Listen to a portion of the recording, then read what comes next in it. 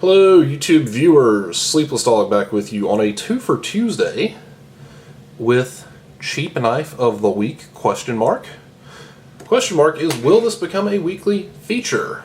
And what's the format of this feature? So this will be the second video I have uploaded today on this Tuesday, technically early morning hours of Wednesday. The idea is going to be for me to have something that either I currently own, or hopefully this will be a successful feature and it will be things that I order from Amazon, maybe other places on the web, but primarily Amazon because I have a Prime account and I get free 2-day shipping.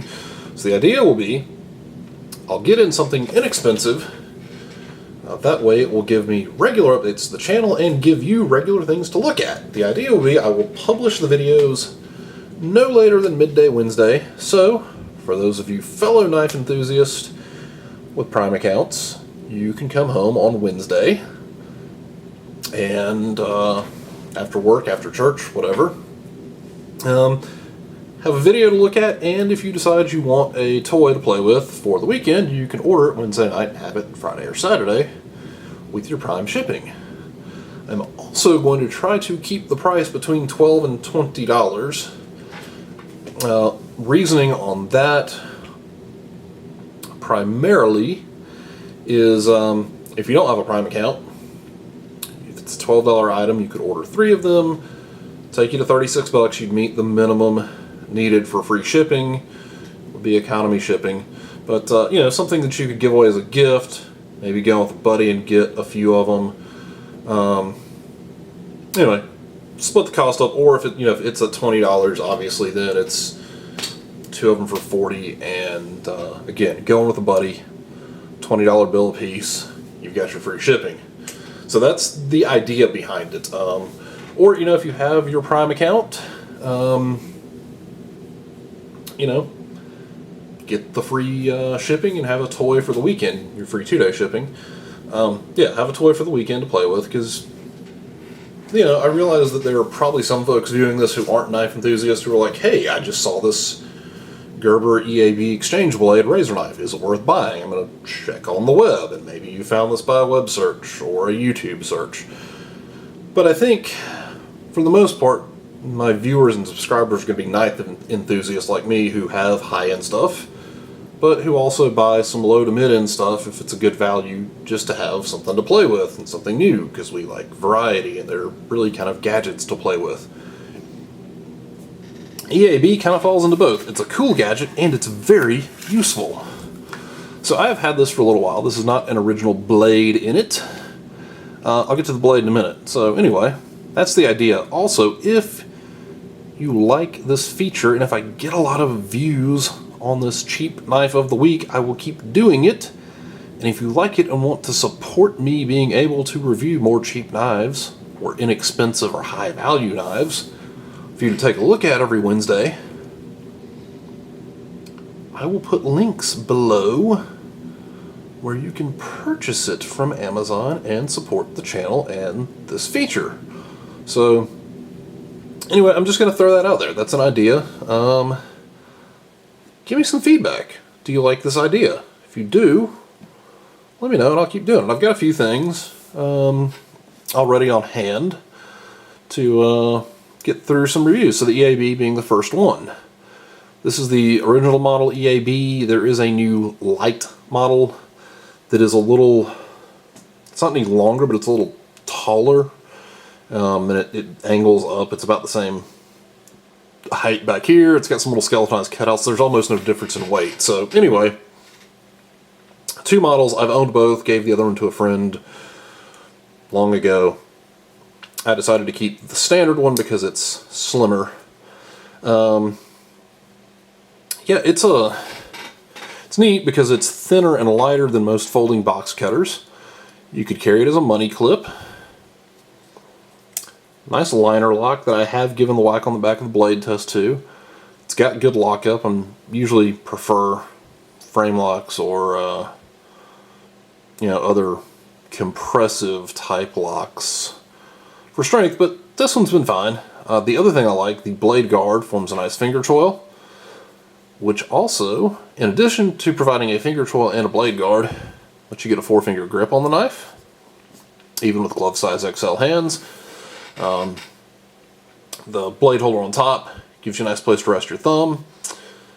The screw is just a slotted or flathead screw. A penny or a dime will fit in there perfectly if you don't have a screwdriver blade around to change the blade out or flip the blade around, because you've got this edge protected behind the guard, so you've always got a backup edge. So yeah, that's the quick overview of the knife. It's super light, it's small. You know, it's something that doesn't scream industrial tool, even though it's a folding razor blade. It's something that I think you could pull out in an office. Nobody would really take much notice of to open a package.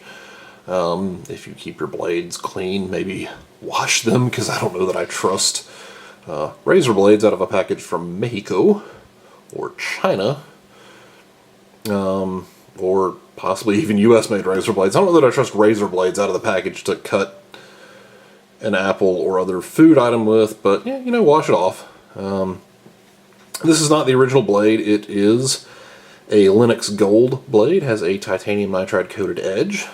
Like I said, I've had this for a while and I needed to replace the blade, so I decided to try out the Primo bimetal, as they're calling them, blades, and actually had a bunch of cardboard because I have a new desk in my office slash study, converted spare bedroom.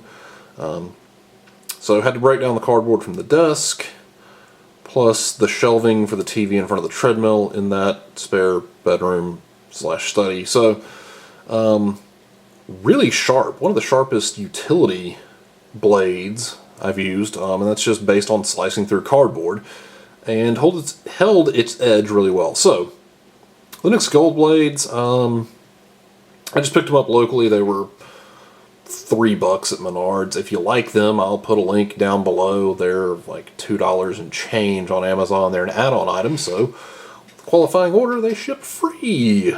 Kind of cool. So, quick size comparison on this. Probably the thing that jumps out the most is not other folding razor utility knives. It's probably the Cold Steel Mini Tough Light.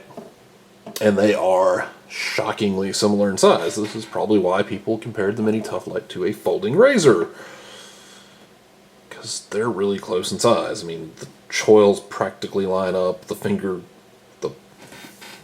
groove, if you want to call it that, lines up. Edges are close. Cutting edge lengths are close. I mean, it's really close in size. So, you know, would I choose one over the other? Yes, depending on what I was doing. If you want something really thin that can carry as a money clip, regardless of circumstance, I would probably choose this. If you maybe work in a mailroom type environment, or shipping and receiving, again, I would choose this guy, because even though you can easily resharpen the Mini Tough Light's blade, this just has the utility of throwing a razor blade in and out. Flip the blade around if you need a fresh edge that day. So yeah, if I was going to do a lot of cardboard cutting, package opening, that type of stuff, I would choose this guy over the Mini Tough Light. I would choose the Mini Tough Light over this for just general all-around carry, unless I wanted to go super thin and kind of have that money clip set up. I also do like, and maybe would be a situation that would lead me to choose this over the Mini Tough Light, is this carries tip up, pivot down in the pocket, and it's a pretty deep carry pocket clip, because the pocket clip goes in right at the back base of the handle. So, deeper pocket carry. It does not have a thumb stud butt, as you've probably seen me doing earlier in the video. You can just kind of put your thumb on the blade holding screw, pops right open. So, actually is a one-handed opener, probably unintentionally on Gerber's part, but it's a sturdy little knife. I've had it for a few years. It's thin, it's light, lock is safe, it's survived the whack on the back of the blade test, so yeah, I like it a lot. And currently on Amazon, these are like $11.49. 11 and change. They're under 12 bucks a piece, just under. But yeah, so really neat little knife. But it's 2 for Tuesday. So what would 2 for Tuesday be without a second knife and cheap knife of the week? The Cold Steel, or the infamous Cold Steel Kudu. This is a Cold Steel copy of a traditional ring lock folder. This knife is terrifying. It's functional. These are currently a $4.99 or $4.89 add-on item on Amazon. Would I buy another one? Oh, probably not. Probably not. It is Krupp 4116 steel, which is very similar to the DIN, that is Deutsches Institut für Normung, basically the German equivalent of AISI. So a Krupp 4116 equivalent to DIN X50 CR MO whatever. It's the steel in your kitchen knives, and it is really reflective. The blade is really highly polished, so kind of cool. But yeah, so it's the steel in your German overpriced kitchen knives, probably similar to what's in your Chinese kitchen knives if you have those, or maybe you're a cutler enthusiast and you have nice VG10 Shuns, and in that case it's not what's in your kitchen knives. But highly corrosion resistant, takes a really nice polish, easy to put an edge on, does not have great edge retention. It's really big. This is like a 4-inch blade. I haven't measured the blade on this thing in forever. We'll grab Benchmade Griptilian just because that's my favorite knife to compare things to.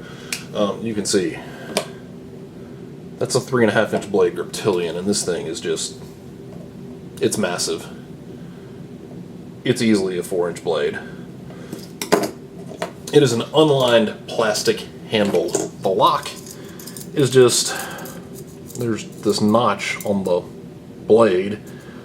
It essentially works like a lock back, but you pull on this ring to unlock it carefully, and you drop it into a notch. And then you get your hand the heck out of the way, and then you close it. It has, as you can see in there, all these nice little ratchety notches, so it makes this nice ratcheting sound as you open it. Again, it's kind of terrifying to close because you hold the knife in one hand and you pull back on the ring in the other, and you kind of push the blade in, and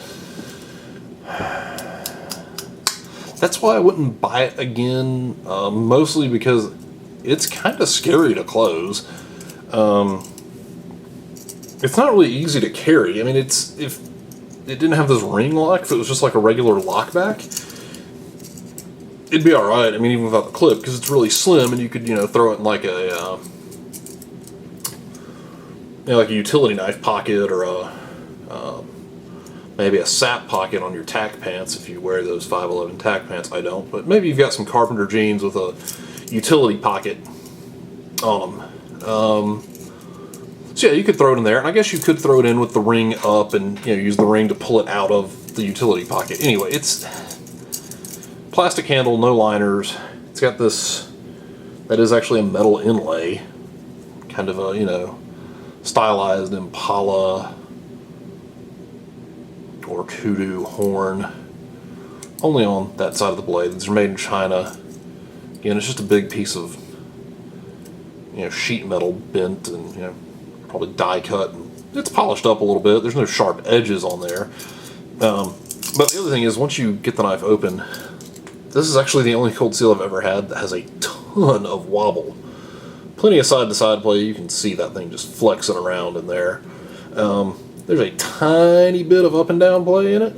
Maybe you can see that. But yeah, the side-to-side play, there's a lot of side-to-side wobble. It's not unsafe at all.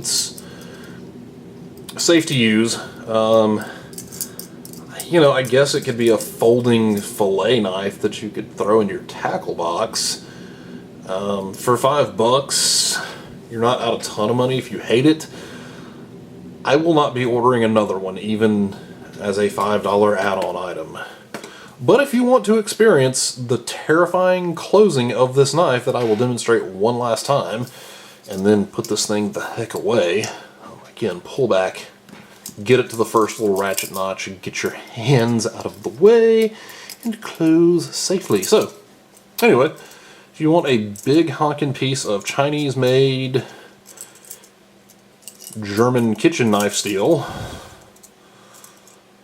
and a folding handle with a really funky lock, I mean, this is literally a key ring. It's weird. It's $5. You're not out much money if you want to experience the terror. I'll put a link in the description below. And you can say, yes, it's terrifying to close and it's the junkiest cold steel I've ever owned, and tell me how mad you are, and I'll say, I told you. It's functional, barely, but it's scary to unlock. And there's not a whole lot to it. I'm not buying another one, but if you want to try one out, go for it. They're weird, they're interesting. That's it for 2 for Tuesday and Cheap Knife of the Week, question mark.